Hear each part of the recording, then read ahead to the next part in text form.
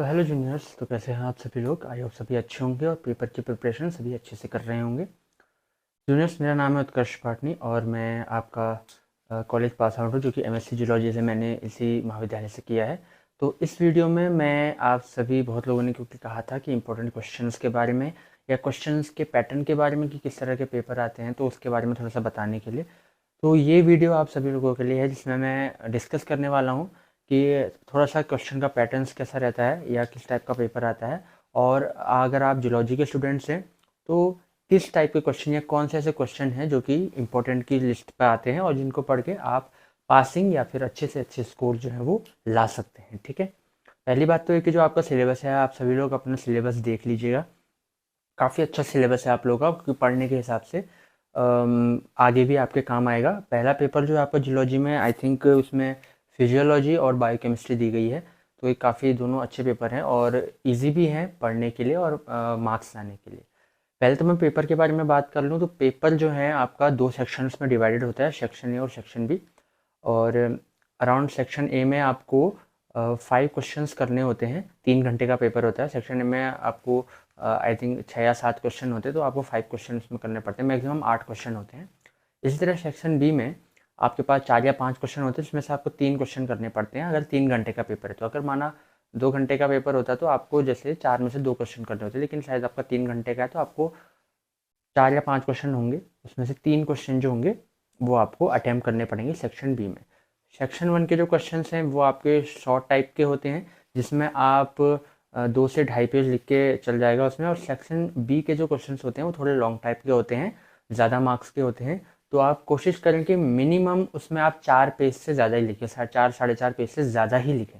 ये मिनिमम की बात कर रहा हूँ, बाकी आपकी अपनी कैपेसिटी। और चिंता मत कीजिए, कॉपियाँ जो होती हैं अगर आप अच्छे से उसको भरेंगे अपना, जूलॉजी और बायो में तो और भी इजी है, क्योंकि आपको फ्लो चार्ट्स होते हैं, बहुत सारे डायग्राम्स होते हैं।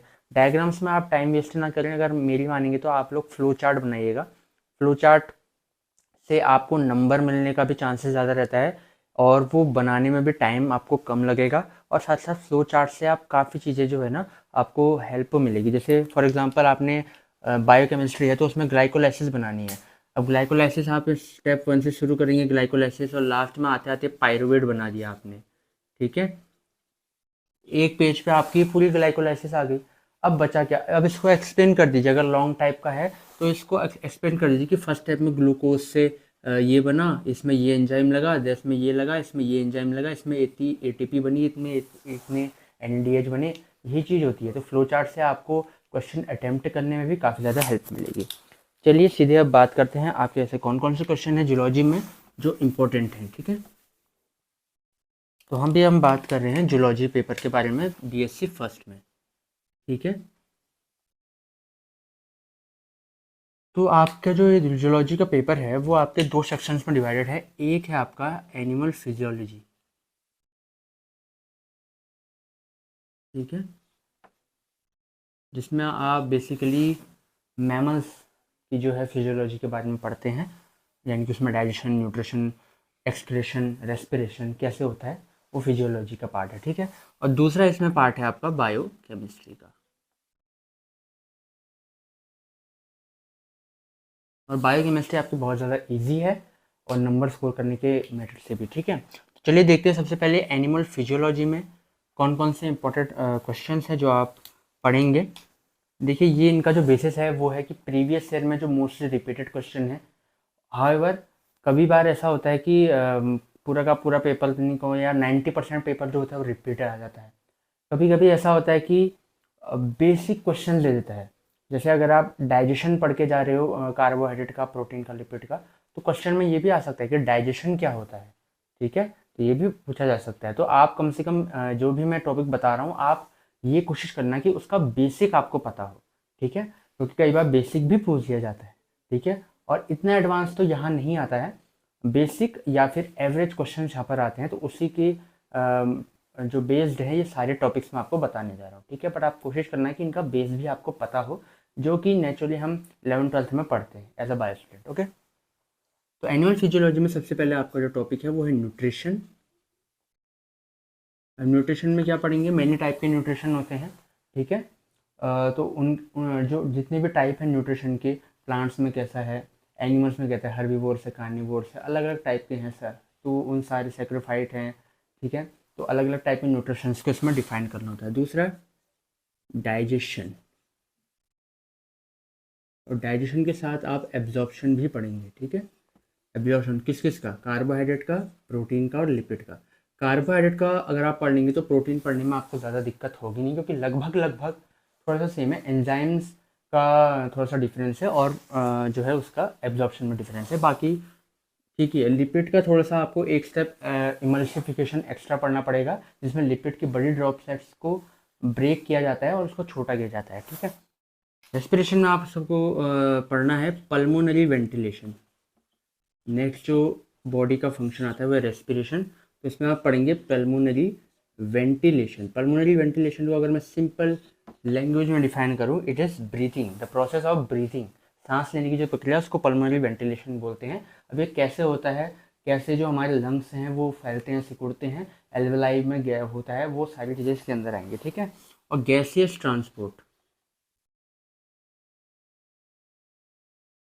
गैसियस ट्रांसपोर्ट, जिसमें आपको ऑक्सी हीमोग्लोबिन, ऑक्सी हीमोग्लोबिन मतलब जो हमारा हीमोग्लोबिन है वो ऑक्सीजन के साथ रिएक्ट करता है और एक ऑक्सी हीमोग्लोबिन कंपाउंड बनाता है, जो हमारे बॉडी की ईच सेल तक जाता है, और वहाँ पर हीमोग्लोबिन क्या होता है, डिसोशिएट हो जाता है ऑक्सीजन से, और ऑक्सीजन सेल के द्वारा अंदर ले ली जाती है, तो एक कंपाउंड बनता है। तो आपको इसके बिहाफ पे गैसियस ट्रांसपोर्ट को हमारी बॉडी में समझाना है, ठीक है। देन उसके बाद एक्सक्रीशन आता है। एक्सक्रीशन में कॉन्सेप्ट ऑफ मोनोटेलिस, यूरियोटेलिक और यूरिकोटेलिक, ये कॉन्सेप्ट आपको समझाना है, टफ नहीं है। अमोनोटेलिक मतलब ऐसे ऑर्गेनिज्म जो अमोनिया को एज ए एक्सक्रीटरी मटेरियल आपका निकालते हैं। यूरियोटेलिक जो आपका यूरिया को निकालते हैं, यूरिक एसिड जो यूरिक एसिड को निकालते हैं उसको यूरियोटेलिक कहते हैं। बहुत सिंपल, सिर्फ इतना ही है, आप खाली एग्जांपल इसमें याद करने हैं। इसके अलावा यूरिन फॉर्मेशन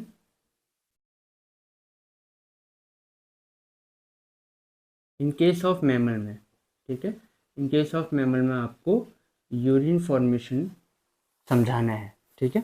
ये एक्सक्रीशन का पार्ट हो गया। इसके बाद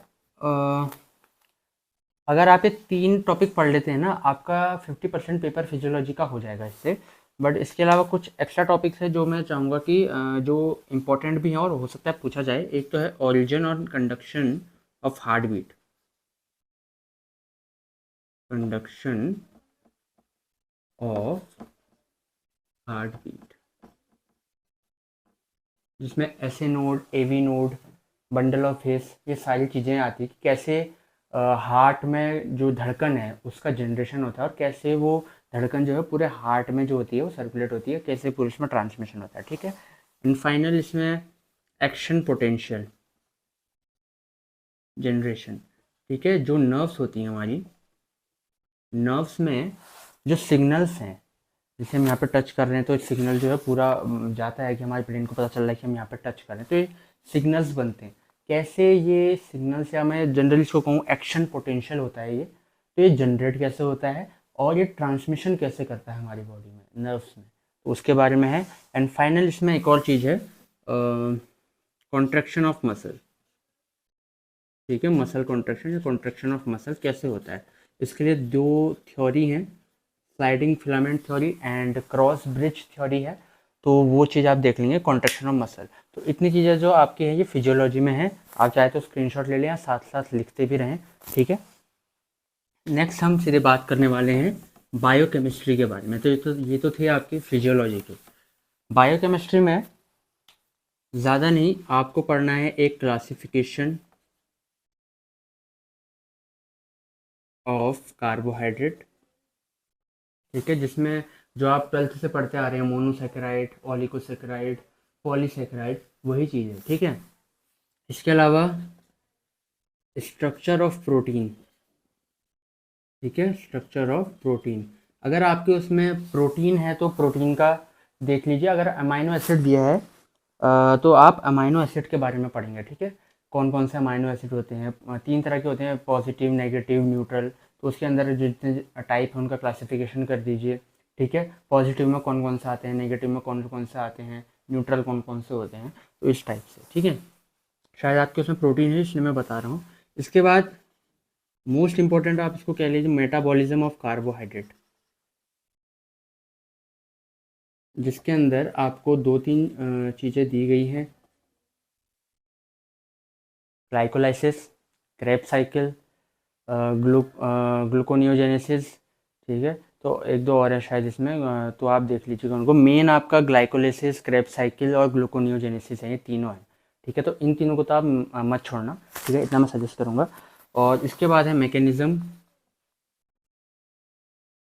ऑफ एंजाइम एक्शन, कि एंजाइम काम कैसे करता है। ठीक है, एक की लॉक मॉडल हमने केमिस्ट्री में ही पढ़ा था क्लास 12th पे, मैकेनिज्म ऑफ एंजाइम एक्शन, और लास्ट इसमें है विटामिन। तो ये सिर्फ 5 टॉपिक हैं आपके बायोकेमिस्ट्री के अंदर, और एनिमल फिजियो में तो मैंने आपको बता ही दिए हैं। तो आई होप सो आपने सभी नोट कर लिए होंगे।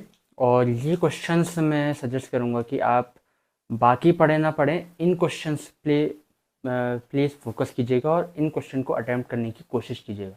तो ये क्वेश्चन ऐसे हैं जो डेफिनेटली किसी ने या तो डायरेक्टली पूछ सकता है, इनडायरेक्टली पूछ सकता है, क्वेश्चन पूछने का भी एक पैटर्न हो।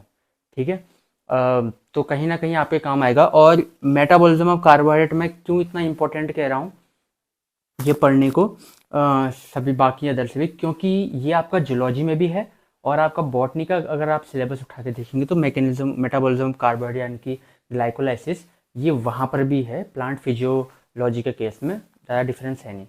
तो अगर आप इसको यहाँ पढ़ेंगे तो वो आपके लिए वहाँ भी काम आएगा, इसलिए आप इसको इम्पोर्टेंट कह रहा हूँ। और डेफिनेटली कुछ ना कुछ इसमें से क्वेश्चन बनने की पॉसिबिलिटी है। तो आप इतने क्वेश्चंस देखेंगे और होप सो आप अच्छे से पढ़ाई करें और बेटर मार्क्स लाएं।